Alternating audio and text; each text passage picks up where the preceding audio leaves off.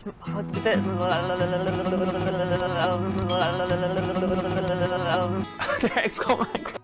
player base is turning on Mojang, which is shocking because Mojang historically has been the shining example for how game developers should interact with the community.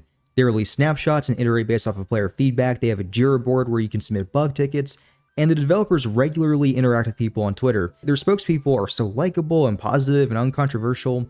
The problem is that recently, Mojang has not been delivering on player expectations, and I think that this all started when they originally announced Caves and Cliffs. Let's go back and look at what they announced.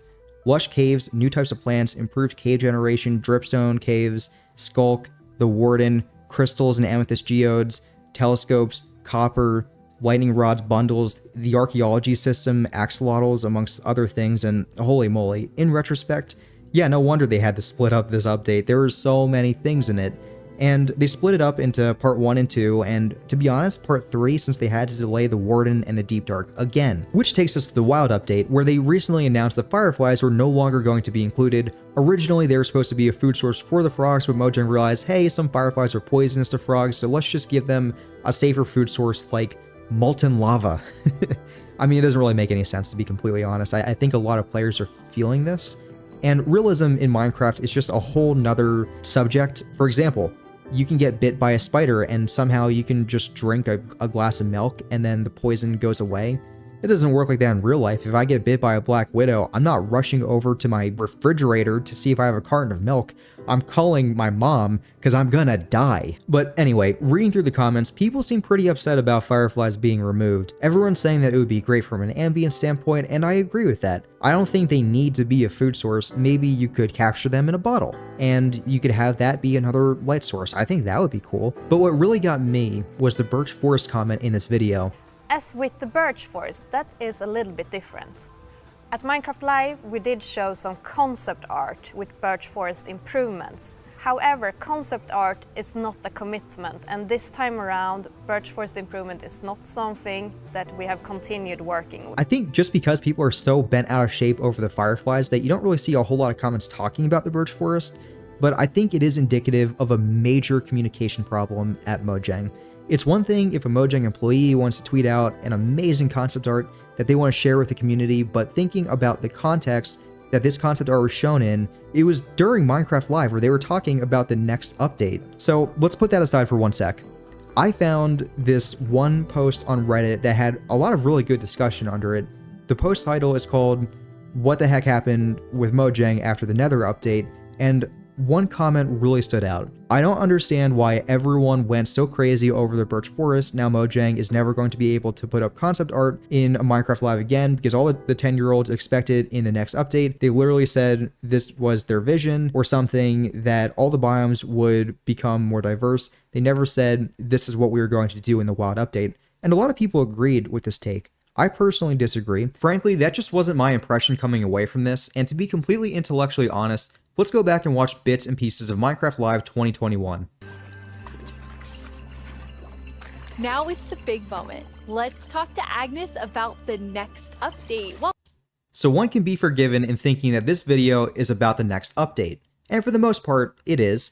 So this is really the first time that we saw the Deep Dark was going to be moved into the Wild update. Maybe some people who are really plugged into the Minecraft snapshot community were able to figure out, hey, like, we're not seeing any Deep Dark stuff, so this is probably going to get moved back.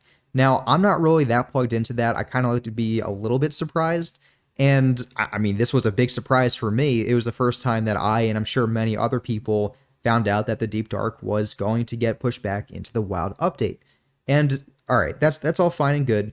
So let's go a little bit later into the video where they start talking about the birch forest. Now, so beautiful. And we also want to focus, or have focused, on biome diversity. So we want to find like a unique identity for different biomes. For example, the birch forest, as you can see in this beautiful concept art. So in the birch forest, we want it to be like light and peaceful, and the sun reaches the ground, the trees are taller, and the flowers, things like that. It's really beautiful. It looks very Swedish in the birch forest. That's true. That's actually a very Swedish forest. Yeah. It's gorgeous. And then you have, so you want to add more atmosphere to the different biomes, but there's one biome that you want I mean, I would say you're giving it quite an overhaul. It's getting a lot more in the wild update. Yes, that's true. And that's the swamp. Okay, and that is all the lip service that is paid to the birch forest. Now, Mojang released in another video saying, okay, the birch forest isn't going to happen, but it was just shown as concept art during Minecraft Live, and concept art is not a commitment. And I would agree if it was just an off-the-cuff tweet, but in this scenario, in Minecraft Live, where they are talking about the update, I would think that what is being mentioned in this video is a commitment, because if this video isn't the commitment, then what is? So I don't work for Mojang, but I am a Java developer. I do it for a living, and I think I can speculate a little bit about what's happening at Mojang right now. At one point, I was on a project and it just wasn't going well. We were way past our deadline and our customers were getting mad at us. It's a really scary place to be, so I have the utmost sympathy for where Mojang is right now. In the software development world, management will ask developers, how long do you think this will take? Is this feasible given this time limit? And usually developers aren't given weeks to research this kind of thing, so generally you go with your gut, and as you become more experienced, you can pull a time frame out of your butt with relative accuracy. But every so often, you'll give a time frame, and then when you actually go and start working on the project, you go, whoa, I didn't realize that X, Y, and Z would be a problem.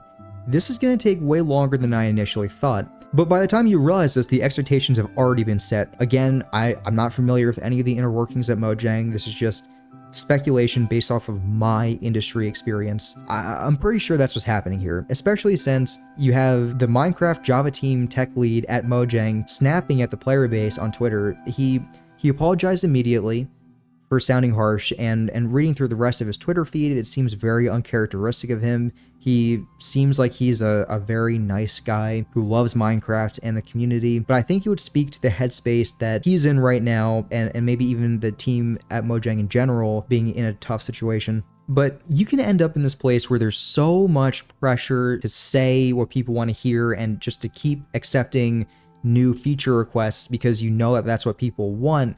And you really want to believe that you can deliver on it, but you just end up in this weird middle ground where you know that you can't really, so you kind of kick the can down the road, and rather than saying what really needs to be said, you just kind of don't. Looking back at Caves and Cliffs, that was split up into 2 updates, which I'm sure was a difficult decision for Mojang to make, and during that announcement for the Wild update, we learned that the Warden and the Deep Dark were getting moved into another update, so really Caves and Cliffs got split into 3 updates. I don't think this was really addressed that directly. When they originally had split up that update into 2 parts, Agnes came out and made a whole video about it, and I think they were very transparent about that. And yes, people were frustrated, but generally, the Minecraft community don't want the Minecraft developers to run themselves into the ground trying to meet completely unrealistic deadlines. Like, we understand that they're people too, they have lives as well, and they gotta do ultimately what's best for them, and I think players are generally sympathetic towards that. But when the Warden got moved back and the Deep Dark got moved back, I don't think that was addressed directly at all.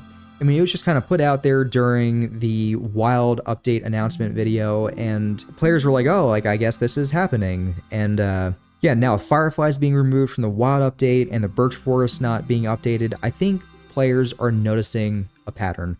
Mojang bit off way more than they could chew with Caves and Cliffs, and there's a constant pressure to announce new features, but they can't keep up with the updates that they announce.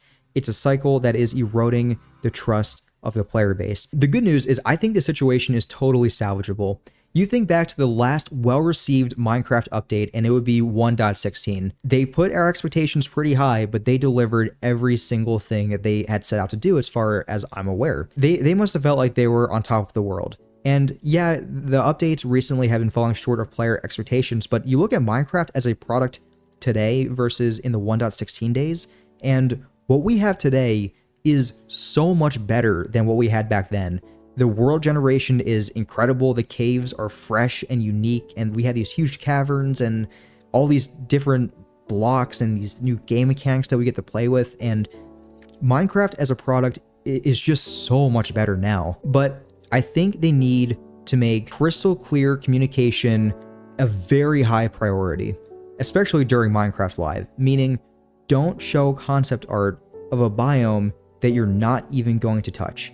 And I think whatever you show there, it should be a commitment. Unless you are 100% positive that you can deliver what you're talking about, you should not bring it up in Minecraft Live, in my opinion. Maybe others feel differently, but in order to rebuild trust with the community, I think that's gonna need to happen. And it's okay if you wanna be ambitious, but you gotta frame it in the right way. For example, they could have said that during this update, our main focus is going to be the swamp biome. We feel that it's very overdue for an overhaul. However, if we have any extra time, we think that the birch forest could also use an update, but our plate is so full right now that there's a pretty good chance that we're not going to be able to get to the birch forest this time around.